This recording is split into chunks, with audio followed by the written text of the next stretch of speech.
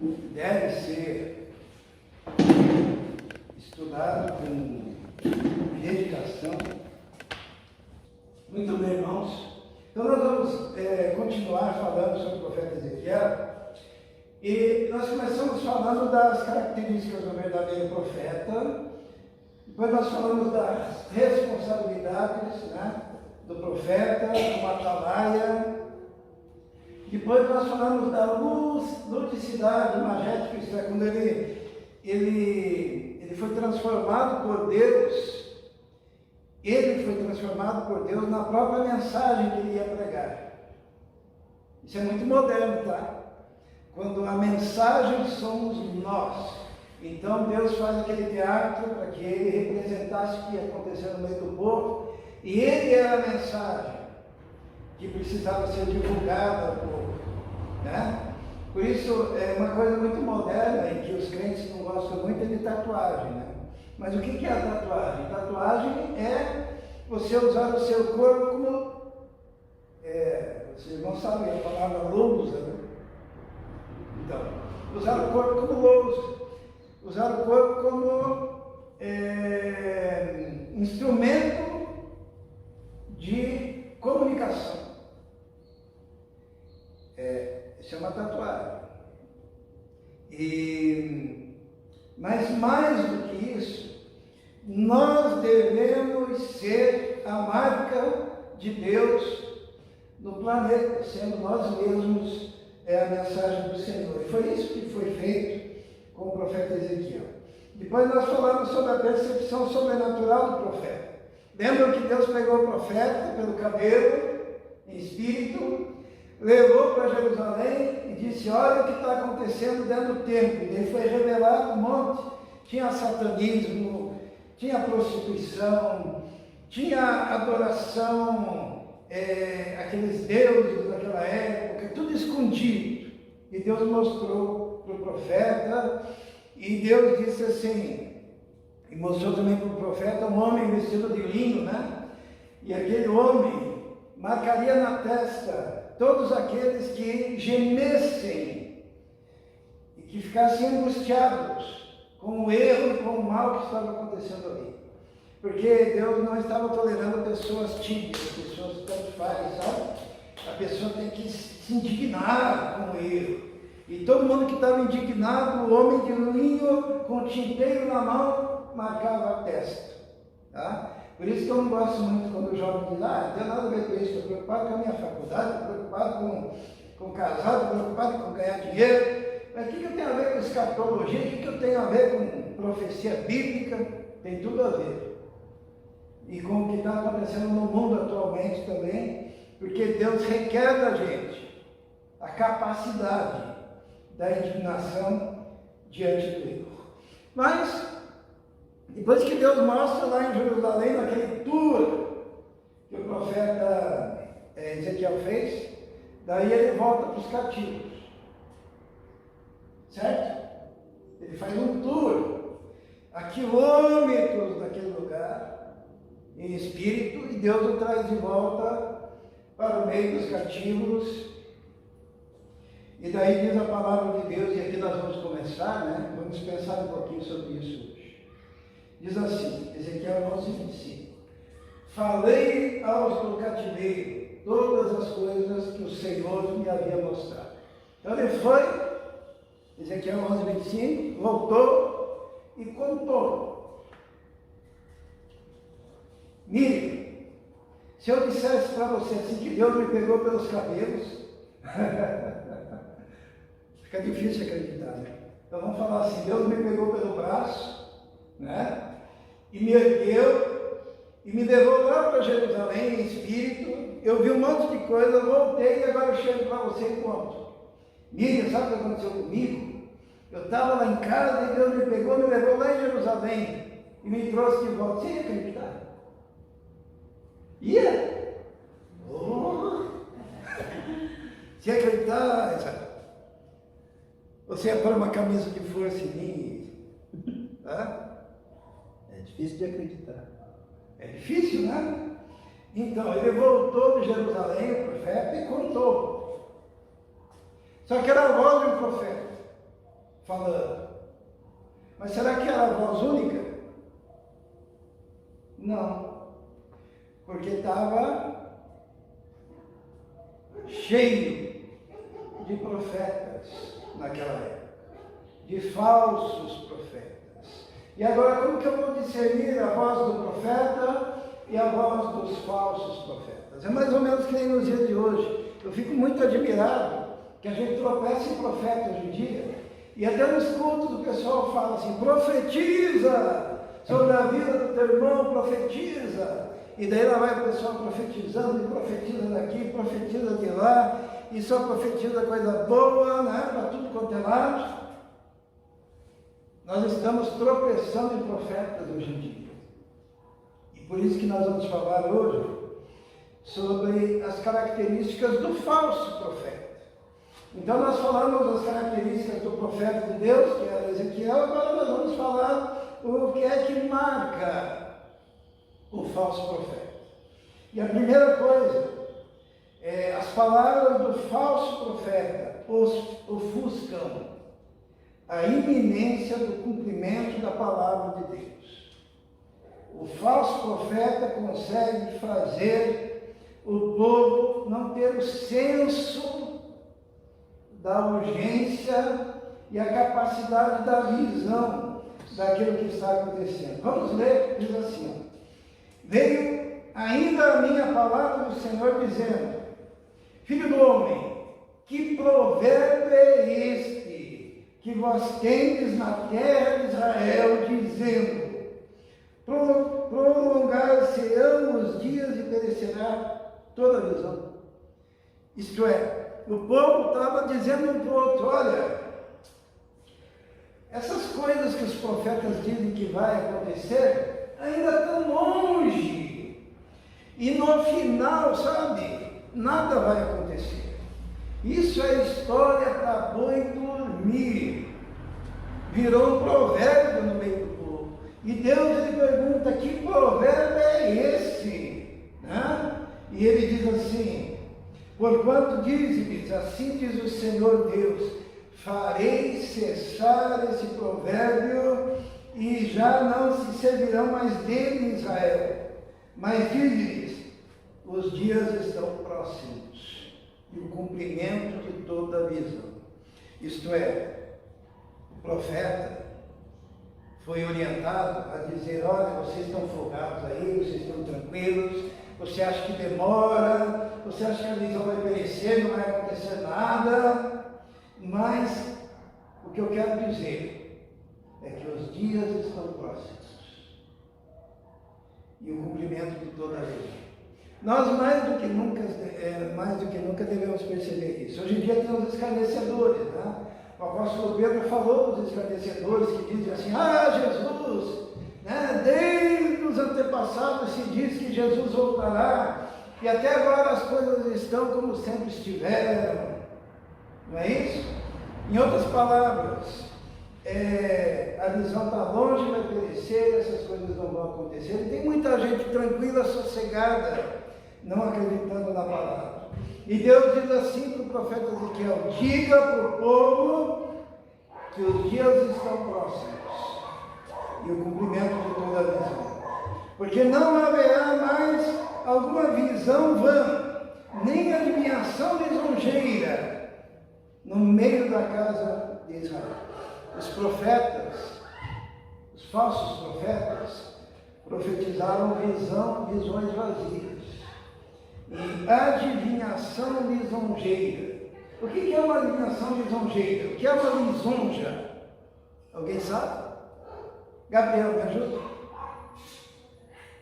Quando você diz: poxa, me sinto lisonjeado, o que significa isso? Significa quando você é elogiado, quando eles, como é que a gente fala assim, fazem o indivíduo ficar... Bajulação. Bajulado, né?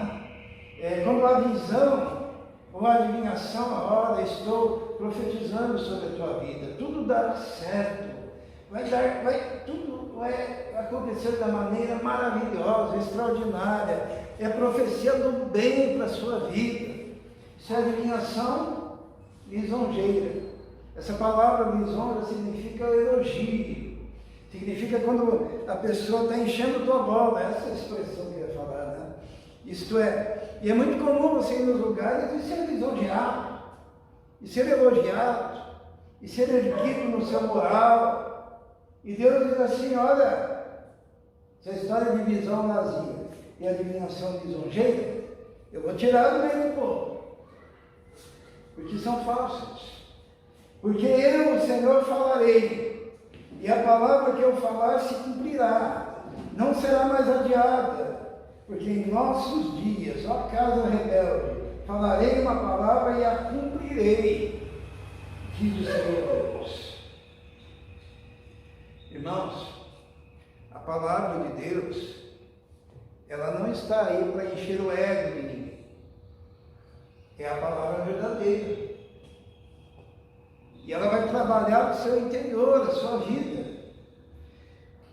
Continua dizendo: e veio mais a minha palavra do Senhor, dizendo: filho do homem, eis que os da casa de Israel dizem, era o povo dizendo, a visão que este tem é para muitos dias, e ele profetiza de tempos que estão longe. Portanto, diz-lhes, assim diz o Senhor Deus, não será mais adiada nenhuma das minhas palavras, e a palavra que falei se cumprirá, diz o Senhor Deus. Então a primeira marca do falso profeta é dizer assim: ah, não, está tudo bem, vai dar tudo certo na sua vida, e as coisas, olha que muitas vezes se dizem que irão acontecer, é longe, está lá para frente, é num tempo distante, e Deus manda o profeta dizer: não vai ser assim, a palavra que eu digo se cumprirá.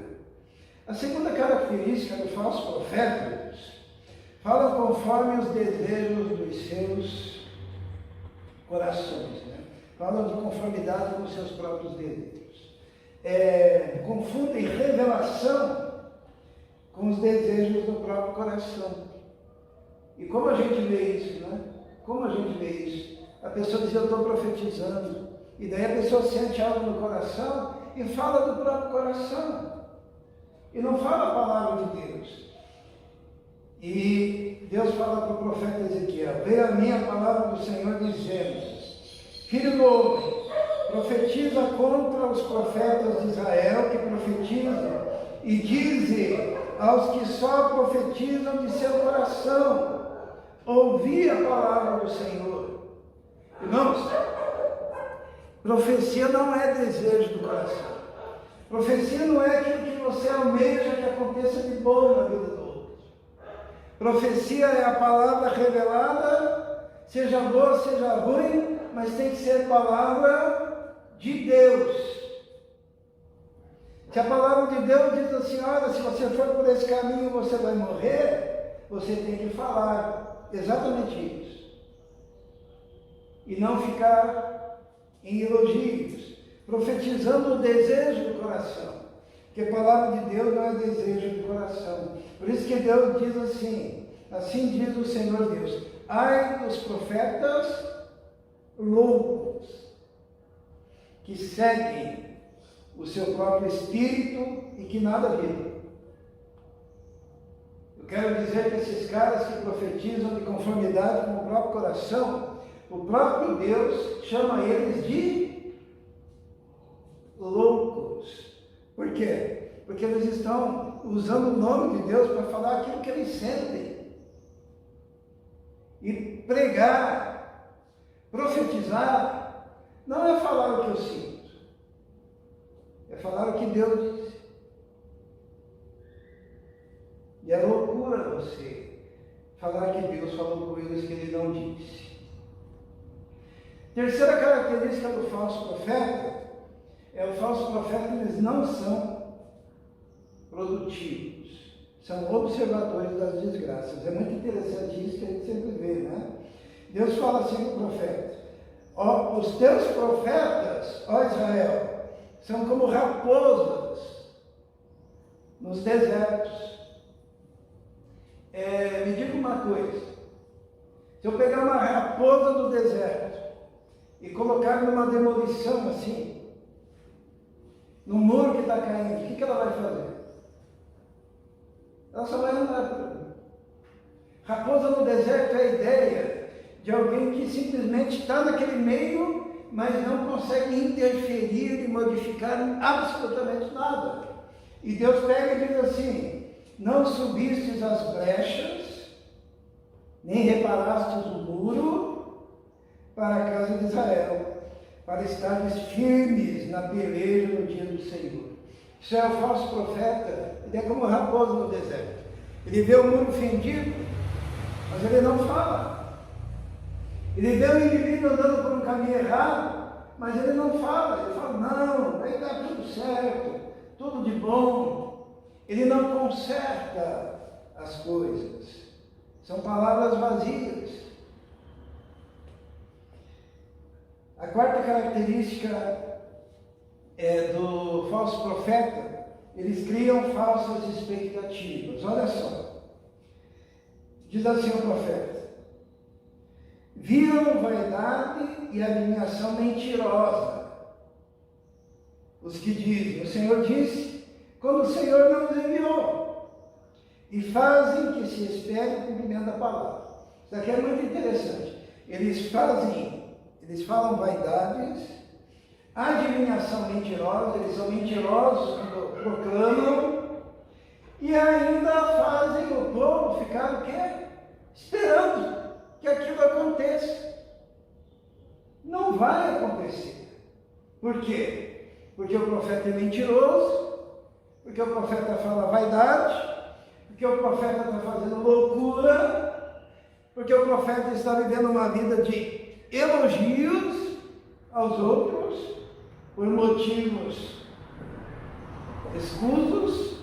Diz assim: porventura não tiveste visão de vaidade, não falaste adivinhação mentirosa, quando disseste: o Senhor diz, sendo que eu tal não falei. Irmãos, se você diz que Deus falou, mas Deus não falou, a Bíblia diz que você é maluco, que você é louco, que a tua palavra é mentirosa, que a tua palavra é vaidade. Por isso a responsabilidade de quando falar o que Deus disse. Eu nunca vi um texto tão claro, irmãos. Deus está indignado com esses falsos profetas, porque o homem de Deus tem que dizer aquilo que Deus mandou ele dizer, tão somente. Portanto, assim diz o Senhor Deus: como tendes falado vaidade e visto mentira, portanto eis que eu sou contra vós, diz o Senhor Deus. E a minha mão será contra os profetas que veem vaidade, que adivinham mentira, não estarão na congregação do meu povo, nem nos registros da casa de Israel se escreverão, nem entrarão na terra de Israel, e sabereis que eu sou Deus. Os irmãos estão vendo o perigo de você andar com falsos profetas? O falso profeta vai te elogiar, o falso profeta vai mentir para você, o falso profeta vai colocar expectativas no teu coração de coisas que não irão acontecer. O falso profeta é um louco na percepção de Deus, e o Senhor está contra eles. Por quê? Porque o que eles fazem vai na contramão daquilo que Deus disse que era para ser feito. Olha só a palavra de Deus ali. Agora imagine o profeta Ezequiel voltando lá e tendo que falar pesadamente com o povo, quando tinha um bando de profetas falando coisas elogiosas e dizendo que tudo acabaria bem, que o povo não precisava se preocupar. Era muito difícil. Quinta característica do falso profeta: anuncia uma falsa paz. Olha o que diz aqui, no versículo 10. Diz assim: porquanto andam enganando o meu povo, dizendo paz, não havendo paz. E quando um edifica uma parede, eis que outros a cobrem com argamassa não temperada. Dize aos que cobrem com argamassa não temperada que ela cairá. Haverá uma grande pancada de chuva, e vós, ó pedras grandes de Saraiva, caireis, e um vento tempestuoso ofenderá. Essa analogia que o profeta faz, ela é muito interessante, porque ela está dizendo assim: o falso profeta que mente, que elogia, que diz que as coisas vão demorar ainda para acontecer e que a visão perecerá. Eles estão construindo um muro podre e fazendo o reboco com argamassa fraca.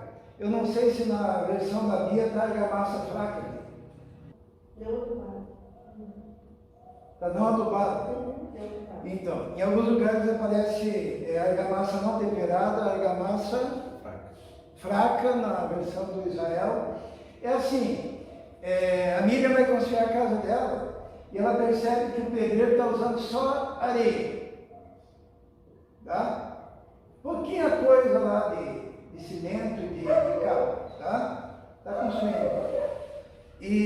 Mas aí vem um outro pedreiro, que seria o outro profeta, e faz uma caiagem perfeita, linda.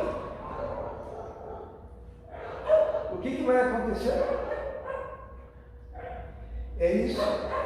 Deus diz assim: haverá uma grande pancada de chuva, que Ele mesmo vai mandar, para revelar e mostrar que aquilo que está sendo construído ruirá. Porque não tem substância. E diz ainda: ora, eis que, caindo a parede, não vos dirão: onde está a argamassa com que cobriste? Portanto, assim diz o Senhor Deus: fendê-la-ei no meu furor com vento tempestuoso, e chuva de inundar haverá na minha ira, e grandes pedras de Saraiva na minha indignação, para a consumir. Isto é, a construção pode ser muito bonita dos falsos profetas. Só que a parede é fendida, a argamassa é fraca e os buracos estão lá dentro. E Deus diz: eu vou mostrar onde estão os furos e a podridão dessa parede. Sabe como? Vou mandar chuva e pedras, e tudo será revelado. É muito perigoso andar com falsos profetas, né? Diz ainda: e derrubarei a parede que cobristes com argamassa não temperada, e darei ela por terra, e o seu fundamento se descobrirá, assim cairá, e perecereis no meio dela, e sabereis que eu sou o Senhor.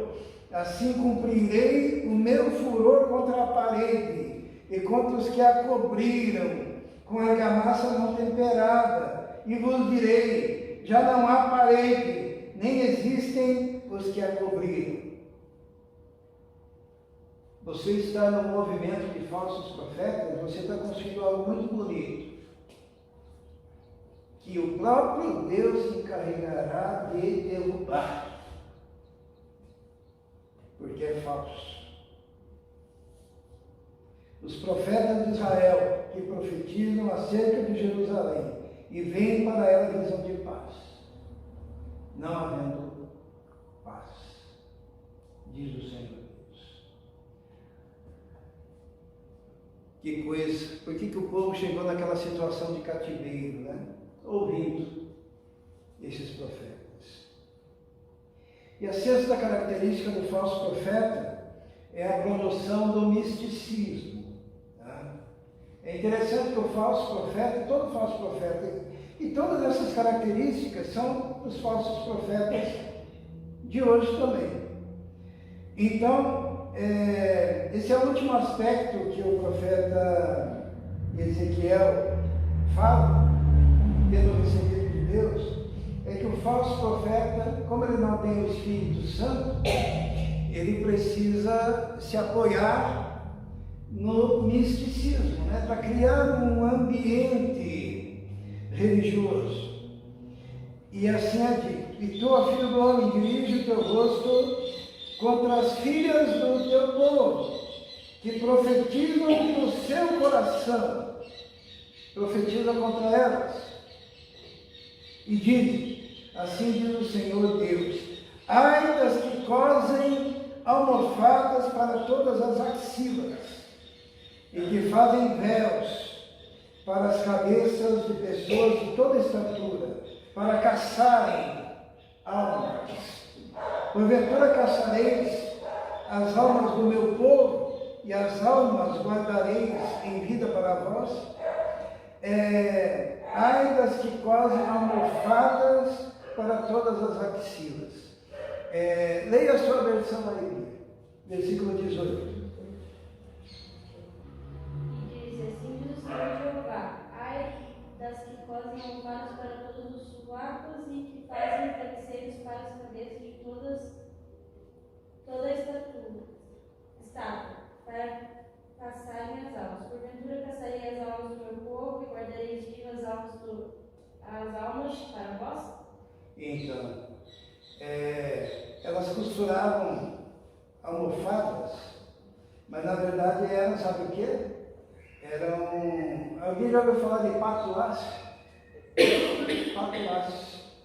Que seriam aqueles feitiçozinhos que você guarda dentro da carteira. Espero que você não guarde, né? Mas que as pessoas guardam dentro da carteira, né? É uma espécie de bruxaria. Então havia esse misticismo misturado com a pregação dos profetas.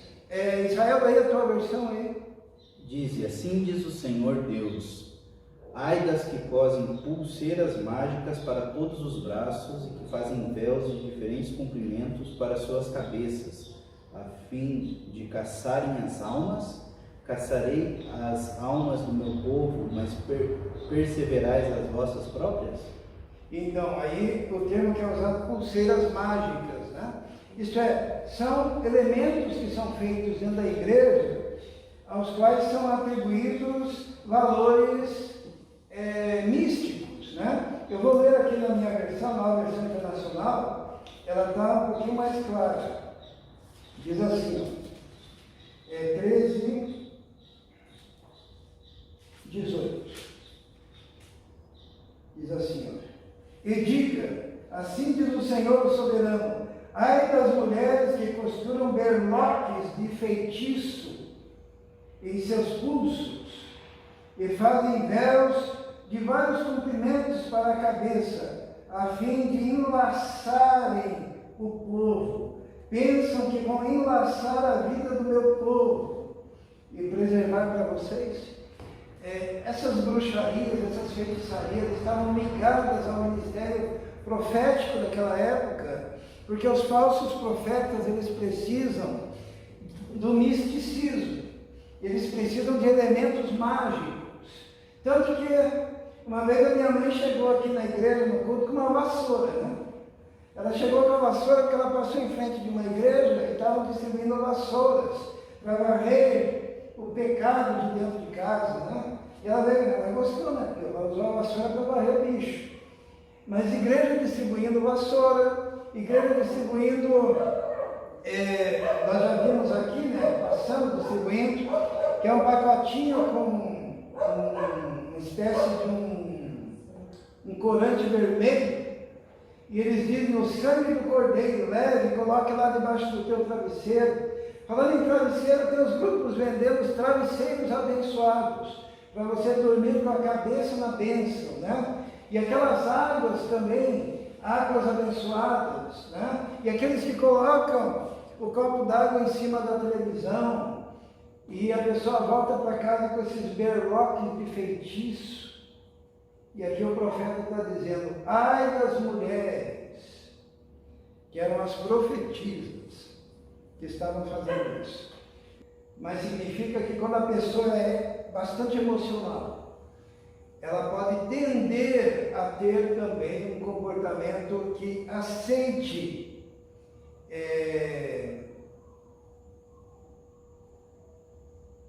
objetos que promovam algum tipo de emoção na pessoa que o recebe, e emoção essa traduzida em algum mistério, algum feitiço, algum bem-estar místico que possa causar. Então, é muito perigoso isso. E no final ali, diz assim: porventura caçareis as almas do meu povo, porque o falso profeta é aquele que está caçando. O falso profeta é aquele que está tentando enredar e buscar e trazer os estudos para junto deles por um punhado de cevada, por algum tipo de lucro, por alguma coisa que possa lhe dar algum tipo de vantagem. Mas Deus diz: rasgarei os vossos véus e livrarei o meu povo das vossas mãos, e nunca mais estará em vossas mãos para ser caçado. Aqui eu paro para dizer aos irmãos: não se permita ser caçado pelos falsos profetas, né? Nós vamos chegar ao final e eu gostaria de concluir com um texto que está no capítulo 14. Porque você poderia dizer assim: mas o que tem eu com o falso profeta? Né? Se o falso profeta está enganando, o azar é dele, porque ele vai sofrer as consequências da sua ação.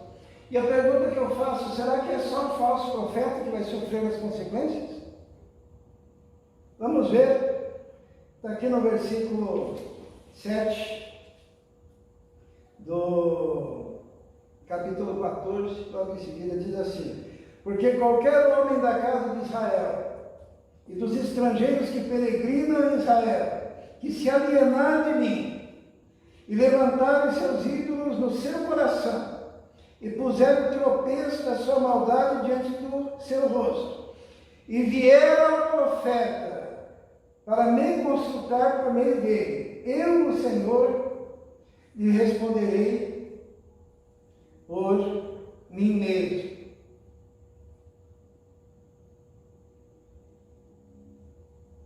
E se o profeta for enganado e falar alguma coisa, eu, o Senhor, terei enganado esse profeta. Estenderei a minha mão contra ele e destruí-lo-ei no meio do meu povo Israel. E levarão sobre si o castigo da sua iniquidade. O castigo do profeta será como o castigo de quem o consultar. O que significa isso? É que tão responsável quanto o falso profeta é aquele que o consulta. E Deus ele termina dizendo: e levarão sobre si o castigo da sua iniquidade. O castigo do profeta será igual o castigo de quem o consultar. Então, você que pensa assim: mas que tenho eu com isso? Se o cara está pregando besteira lá, ele vai ter que responder. Não. Ele vai ter que responder, e aqueles que vão atrás dele consultando ele também vão responder. Porque se deixaram levar por um falso profeta, a culpa está dos dois lados. Os irmãos entendem? Existe uma responsabilidade de quem proclama, será muito grande, mas existe um peso de quem vai atrás. Porque quem vai atrás é aquele que se deixou enganar. Os irmãos ouviram falar no prêmio, no golpe do bilhete premiado? Já ouviram falar disso? Então, você está andando ali na rua 15, alguém derruba um bilhete de loteria, e daí alguém que está passando lá atrás pega o bilhete e diz assim, opa, esse é meu. Daí esse cara ele pega e diz assim, só que esse bilhete está premiado. E se você quiser, você me paga tanto e pode ficar com ele. Daí a pessoa paga, pega o bilhete premiado, vai na lotérica e não tem nada. Né? Quem é mais culpado? Perguntam aos irmãos. Quem derrubou o bilhete para passar o golpe ou quem pegou o bilhete e pagou, achando que estava levando vantagem? Hã? Os dois são culpados. Um é ganancioso e enganou. E o outro é ganancioso porque se permitiu ser enganado, porque achava que ia ter vantagem. E aqui nós temos a lógica psicológica das igrejas que têm falsos profetas na sua liderança. O povo está lá porque está achando que tem vantagem. E o falso profeta está lá porque está ganhando com isso. Quem é culpado? Os dois. É o que diz aqui, o castigo do profeta será igual ao castigo de quem o consultar. Porque não existe inocente nessa história. Porque ali está instaurada uma rebelião contra Deus. As pessoas não estão se importando com a palavra de Deus, mas com as suas vantagens pessoais. Então, irmãos, hoje nós aprendemos as características dos falsos profetas. E se você ficar atento, você nunca vai cair nessa. Porque o homem de Deus nem sempre é agradável. Por quê? Porque ele fala a verdade. Agora, o vigarista sempre será agradável. Por que o vigarista tem que ser agradável? Porque senão ninguém cai. Né? O vigarista é atencioso. O vigarista tem um discurso envolvente. Agora o profeta Ezequiel ele diz assim diz o Senhor, e eu vou falar, quer ouçam, quer deixem de ouvir, porque vocês são casa rebelde. É o que diz o profeta Ezequiel, falando tão somente a verdade do Senhor. Mas é uma verdade que salva, é uma verdade que restaura, é uma verdade que modifica os caminhos da vida daquele que a ouve e acata. Vamos orar. Senhor nosso Deus, obrigado pelo livro do profeta Ezequiel, obrigado porque existe uma descrição em diversos capítulos de qual é a psicologia, qual é a maneira, qual é o jeito de ação dos falsos profetas que constroem edifícios com argamassa fraca, que ruirão. Muito obrigado porque o Senhor nos dá a advertência e o entendimento e a capacidade de vencermos, ó Deus, esses ataques. Pedimos então a Deus que haja sempre no nosso coração o amor intenso, profundo, tão somente, ó Deus, pela Tua palavra, nós te pedimos isso. Que o Teu Evangelho, que a Tua graça, que a Tua palavra, que a comunhão contigo seja sempre, Senhor, o essencial para as nossas vidas, o desejo da nossa alma. Nós te pedimos isso em nome de Jesus. Amém. Amém.